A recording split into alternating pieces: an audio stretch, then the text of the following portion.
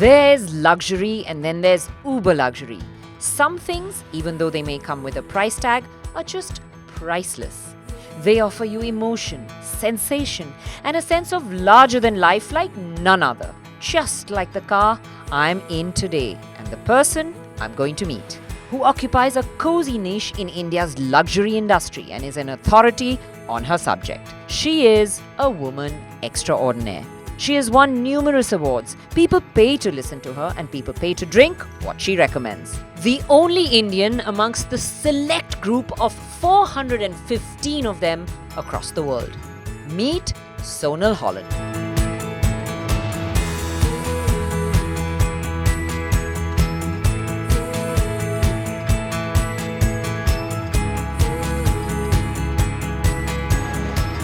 Hey Sonal, pleasure to finally meet you. We've got something pretty much like you today, the gold standard of luxury.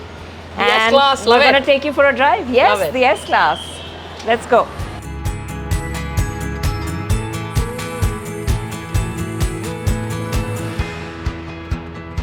Thankfully, we're in the cool comfort of this car in this extreme heat outside, so we should have a good humidity conversation. levels outside must be what, 200%? I don't know, it feels like it. Right? Yeah, it definitely Really hot. feels like it. But I think you're very familiar with the family of Merc, right?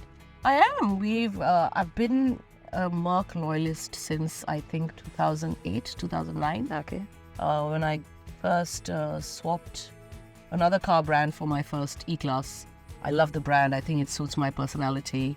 We now also have a GLS. Which is super luxurious, but also really a very robust, sturdy machine, especially when we're traveling outdoors. It's like the perfect car to take. Before I get chatting on the many, many accolades that you've collected, which amaze me, something else amazed me. The journey of you being an HR professional to a master of wine. I mean, that's a real pivot. A real pivot. Yeah. So tell us more about it. I mean, what got you from there to here?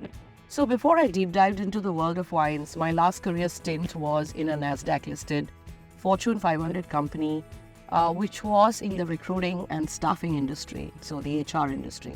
But my role particularly was the director of sales. I felt as an industry it wasn't doing justice to my skill sets. I felt I wanted more, and I felt as though I wasn't living a purposeful life to my fullest potential. Okay. And I desperately, at that age, I remember I was 33, I desperately felt the need to reinvent myself. But I didn't know what, Yeah. At the time, the wine industry was You still look as young, I have to say. I don't believe that was a while ago. Thank you. So at the time, the wine industry was very nascent, even more so than it is today. There were just a handful of producers producing wine and a very early interest in wine among consumers. But I realized when I saw it around me that there weren't any qualified wine professionals. When I saw around me, there were also a handful of people even back then who, just because they read a couple of books on wine or drank very expensive wines, they were self-proclaimed wine experts. But I made the decision very earlier on that I didn't want to be one among them.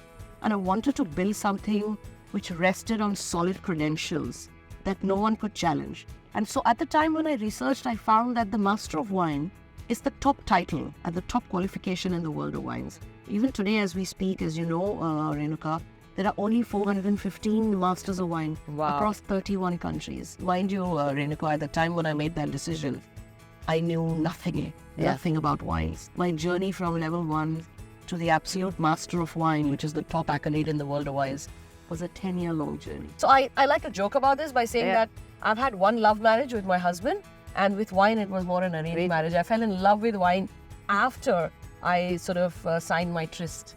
So, with cars, most people don't know when you sit in a car that there has been almost like 7 to 8 years of work that's gone into developing this one particular model. 10 years. Yeah. It takes a lot of grit and determination and patience. Were there times when you felt like, this journey is too long. What am I doing here? I felt that every day. And life happens always in parallel, right? My daughter came along in 2009. I enrolled for the Master of Wine program after gaining some early qualifications in wines in 2010. So my daughter virtually grew up and traveled this journey with me. Wow. My husband had my back. He was constantly supporting me and saying, listen, stop making excuses, don't take your foot off the pedal, my family, my parents, my sister. So it's not your journey alone. Correct. You take everyone who has your back along with you. And I had lots of that support. But the 10-year journey was dotted with failures, setbacks, reasons to give up. So there are many days when you question yourself, why am I doing this? Yeah. But you have to keep reminding yourself that you set yourself the goal and you've got to keep your eyes on it. And grit is everything. It's much like cars these days. Again, I'm getting back to my car, metaphors, but safety, earlier on, everything, you had to be aware of everything around you. These days, you have ADAS systems that just kind of do things for you, give you warnings, pre-brake the car for you in an emergency situation. And that's pretty much what family does for you along the way, right? When you're down, they kind of pick you up, they push you, they get you to move on. Absolutely. It's so important to know that you have a family and a system that has your back and is encouraging you and prodding you along all the way. And they are your biggest cheerleaders. Yeah. And by the way, since you speak of safety, I've always felt immensely safe in a Mercedes car. I don't know if I should say this on this chat, but I had a near fatal accident a couple of years ago on the highway, in fact, on my way back from Nashik. And it was no fault of ours. It was just somebody else who was obviously drunk driving, who rammed into our car. And I could have been killed that day if I wasn't in a Mercedes car. I feel immensely safe knowing I'm sitting in a Mercedes. It's also won awards, many awards. The S-Class has been World Car of the Year as well. So much like you, Master of Wine, tell me something on that journey of winning the awards. When you do those, do you have to be blindfolded? Do you taste wines? How does that all happen? Of course, the Master of Wine exams are among the most toughest to take, with a notoriously low pass rate. Master of Wine theoretical exams pretty much evaluate the breadth and depth of your knowledge of wines like a fine-toothed comb. But I think the real killer is the blind tasting exam. Okay. And people think blind tasting means blindfolded. No, it's not blindfolded. We are not blindfolded. There are wines, but we have to evaluate 36 wines. Wow. Over a span of 3 days, which are served to us blind. And what we mean by that is we're not told who's made them, where they come from, what grape variety they might be. And so we're required to identify all these things. So you taste them without knowledge of what these wines are, and you're required to be able to identify grape variety, quality, region of production, method of production, vintage, all sorts of questions. So that requires tremendous rigor. Skill. And so it's like a combination of knowledge, tasting skills, English writing skills, and the ability to handle pressure in a short period of time. Yeah. And all of this comes together. So normally when you crack the exam, they say, it's like the marathon, you're running the marathon. Amazing.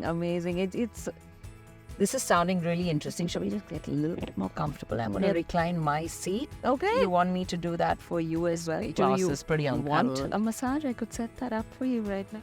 Well, I might fall asleep. Okay. No massage for you. Then you got to no more talk. chatting. I'm going to. Car for me is it's a lot of emotion. Textures. Sometimes these days fragrances, the ambience of a car. The way it feels. For you, wine must be like that as well, because wine is also about textures and taste and so much of the senses. No, you're absolutely right, Renuka. But you know what's fascinating about wine is that all wine is made from the single fruit, which is grape. And you ferment the sugars in the grape. Yeah. And you end up with an alcoholic beverage. Yeah.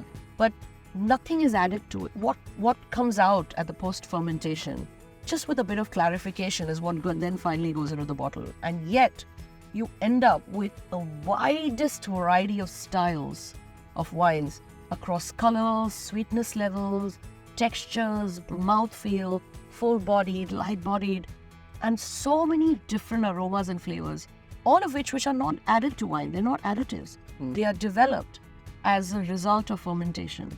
So all of this is natural, and wine is the most natural of all alcoholic beverages. Another very fascinating fact about wine is some of the finest wines of the world outlive even human beings. Wow. Yeah, so a human being would live, an average of 80 years, 85 years? Some of the finest wines from around the world can age even beyond 100. Wow. The oldest wine I have ever consumed was in 1867. Can you also tell the, like when a wine is mature, the years? Like we can tell vintage cars, classic cars, and we have, can you also tell the age of a wine? You can. Yes? You can. By taste. By tasting it. Because a wine... And I before I tell you the answer to this, Renuka, it's important I emphasize, not every wine is destined to age. Okay. Only the finest wines around the world are destined to age. They're made with the specific intent of aging because they use the highest quality fruit. Their élevage at the winemaking stage is at a very high level. You know what I mean? Like, not every car is destined to end up being an S-Class. Exactly. Right? Yeah, Something like that. Well, not every car's destined to be a star. Exactly. So only the finest wines that are made specifically with the best quality material and using the best winemaking techniques have the ability to age. But as they mature, they change color. Yeah. Their aromas change. They go from more fresh fruit to dried fruits.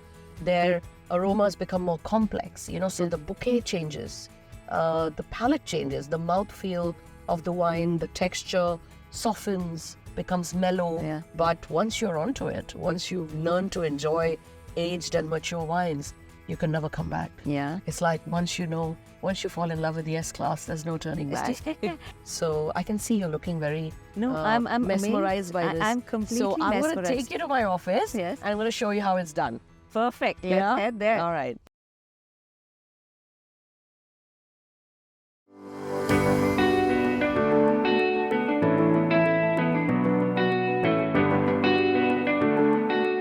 I have been told I have a good palate. See if you are as good a taster as you are an Tester. automobile Yeah. expert. Trial You and can't get any tribulation. party started unless you Yeah. uncork the bottle. So it's really quite simple. Normally these corkscrews come with a knife. Yeah. So that's a corkscrew. It's popularly known as the waiter's friend Okay. because you will often see it being used by sommeliers on the floor in any restaurant.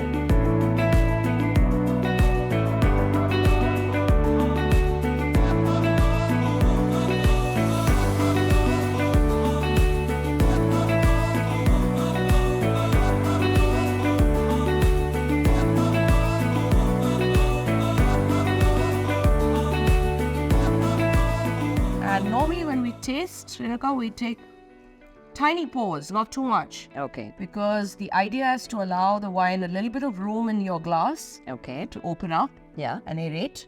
Because the minute it comes in contact with oxygen, it kind of starts to release its aroma. So that's what they mean when they say let a wine breathe. Let a wine breathe. Exactly. And see, there's no label, right? Yeah. Yeah. It's just like a sample. So we're So the both fun doing a is- blind taste. So first step is to observe the color and quickly appreciate. The wine should have a certain level of brilliance to it. It should not have anything floating in it. There should be no sediments, no cloudiness, no off sort of colors. You give Okay. it a quick swirl. So what do you get? Come on. Help me here. Fruity. Yes. Excellent. Woody. A little bit of wood, Wood, yes. Do you get a bit of spice? Yeah. Some kind of like Indian a spices. cinnamony. Yes. Little cinnamon. Very Yeah. good. See? I'm getting You're this. better than you think. Yeah. Excellent. And there's a little bit of that, like a violet-like or a rose-like perfume sitting right at the top. Do you get that? Hmm. You That's get your like a- expert nose Okay. doing the job. When a lot of the flavors of the wine last on your palate for a longer period of time, Yeah. we say that the wine has a long finish. Okay. That again is a hallmark of higher quality. Well, we're going to taste another, and let's see if we do as well with that one. Yeah?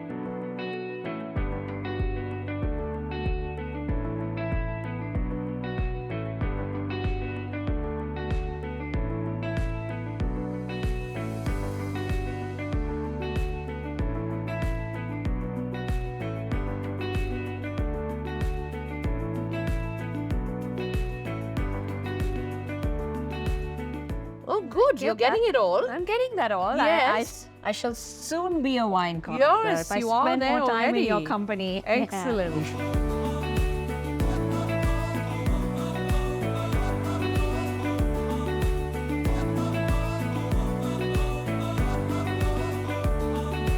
So, Sonal, thank you so much. It was an absolutely informative and amazing session to learn so much about wine. I think I'll be drinking more wine now and less I'm beer. so glad. We want you to drink more wine Yeah. and not beer. For a novice like me, how do I know I'm getting a good bottle of wine? That's really a very, very good question and a very important one because I get this question a lot and there is no easy answer, unfortunately.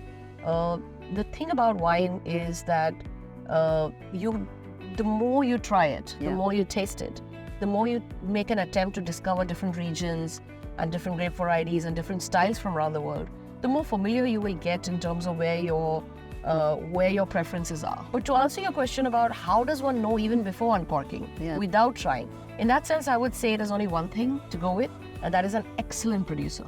Because if you go with an excellent producer who has a stellar reputation for producing good quality wines, then even an entry-level wine made by that producer will be the best in its category. Correct. You know, pretty much like cars, right? I'm thinking that's what you're saying. Well, you said it yourself when you got into this car. I only go for Mercedes. So you know it's a good producer. Yeah. You know you're getting quality. You know you're getting the top of the line. So, the ante has really been upped in India. Your cars are launching almost at the same time as they do globally. Yeah. We kind of get features and technology on par with the rest of the world. Correct. Yeah. And wine has become like that. I mean, we have our own Indian homegrown Brands, vineyards as well. Are we on par with the world globally? Do you think, Indian wines are... What's your opinion on that? So from a consumption market point of view, India is a hotbed of opportunities at the moment. Every wine producer, every wine company globally wants to enter India and establish their business. I would say it's work in progress, tremendous strides in the past decade. And of course, when I speak of leading wine companies like Sula, Fratelli, among others, they have made significant investments to improve their winemaking, to be able to make wines that I wouldn't say compete on a global scale, but also I must say they've offered better and better product with every subsequent year, particularly for the domestic market. But India itself drinks a lot of Indian wine. 75% of all wines we drink are Indian. So there's a massive, massive domestic market yet to be tapped into. But I think every Indian wine drinker first starts their wine journey with an Indian wine and then eventually kind of trades up over a period of time once his passion and his enthusiasm for wine grows. Yeah. Yeah. And is it white, red, rosé? What's most popular So here? it might surprise you to know, but take a shot. How much, what do you think? What do you think? Red wine? Yes. Yeah. 65% of all wine consumed in India is red wines. Yeah. And this baffles people all around the world when I tell them this, because they're like, India's such a hot. So we have red wines at 65%. And then a highly trending segment is rosé. Yeah. Pink wines are really going up the charts, followed by sparkling and whites. Yeah. So, Yeah, so strange that you bring this subject up hot. It's a hot day and we have climate control in this car here and we can set our temperature and adjust everything to make us completely comfortable. It's much like that with wine. And more often than not, I hear, room temperature, especially as far as red wine goes. How does that work in India? I mean, we can't be having wine at room temperature. No. So what's that ideal temperature that you need it at? So red wines have to be cooled down to between 15 to 18 degrees Celsius. And the fact that Europeans suggested drinking it at room temperature applied to their room temperatures and not to the Indian room temperature. And I've cried myself hoarse trying to say this over and over again, because even to date, when I go to some of the restaurants who don't have that act together, I'm still sometimes served a red wine at Indian room temperature. So how does one get all these tips and tricks from you? So you're going to have to follow me on Instagram. Okay. I have a very, very active Instagram account. We, in fact, diligently put out at least one reel every day on wine. And I'm proud to say, we're the most followed page in India dedicated to wine. So we have an academy called the Sonal Holland Wine Academy, my namesake academy, which we launched in 2009. And for 14 years now, we've been offering professional courses in wine and other alcohol beverages for people working in the trade, as well as enthusiasts who are keen to enjoy the wine lifestyle and want to learn a bit more about food and wine pairing and etiquettes and just how to embrace the wine life. But cars, for example, today are lifting the game in, so many different ways. Everything is kind of touch, at the touch of a button. Whatever you want is right there. They're serving up the information and the answers for you. You can even talk to your car and say, hey, Mercedes, and just about Google anything that you want. So for wine, for a novice like me, there are apps, right? Yeah. How well do they work? I personally never used an app. Okay. And there's a reason for that. The reason I've never felt the need for an app is because I've studied wine. Okay. Yeah. So the academics helped, Yeah, the structured understanding. For somebody who's sort of flirting with wine and occasionally drinks wine and enjoys it, I would say apps like Vivino and others, they work perfectly well, because anytime you sort of take the QR code of a label, it'll throw up some reviews of other people who might have tasted the wine, and to some extent they're reliable, I would say. But nothing to beat structured education, So I think people who are interested in wine, they love it to a passionate level. Yeah. Where they want to go all in. Yeah. And wine has that draw to it. So either you're all in or you're all out. Much like cars. Yes, People are passionate about cars as well. I'm finding a lot of similarities between wine and cars these days. We are, aren't we? Lots that tie it together. Yes, but no drinking and driving. No drinking and driving ever. And Stay I in the would back add, seat yes, if you've had a drink. always a seatbelt on. And one more thing I would add is always consume responsibly. Correct. It's much like driving. Always drive within your limit. Stay within your limit. Yeah. Cut back when you know you're getting to the edge. And what's that one thing you do to unwind?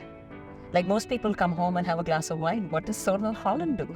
I unfortunately don't have a glamorous answer for that one. I just probably just do nothing. Yeah. Like literally nothing. I just kind of probably watch a film. Get into your pajamas, watch Netflix, watch a and film. chill out. So for me, the perfect relaxing day is waking up in the morning and knowing I can have 1 hour to sip my tea. Yeah. Cup of tea. And do nothing. And do nothing. And that's just perfect, Well, we're going to head to lunch and do nothing and just gossip and have fun right now. Sounds like a plan.